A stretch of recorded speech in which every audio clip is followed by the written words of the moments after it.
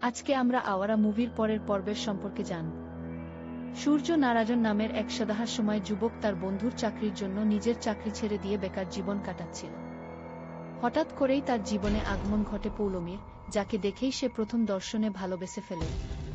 পৌলমীকে মন জয় করার জন্য সূর্য নানান চতুর ও মজার কৌশল অবলম্বন করে। কিন্তু যখন পৌলমী তার মনের কথা বুঝতে পারে, তখনই তাদের সম্পর্কের সামনে এসে দাঁড়ায় এক বিশাল বাধা।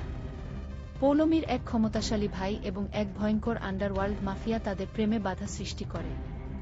সূর্য কিভাবে নিজের বুদ্ধিমত্তা ও সাহসিকতা দিয়ে সেই ভয়ঙ্কর মাফিয়াদের মুখোমুখি হয় এবং পৌলমীকে নিজের করে পায়, তা নিয়ে এক দুর্দান্ত অ্যাকশনধর্মী গল্প গড়ে ওঠে।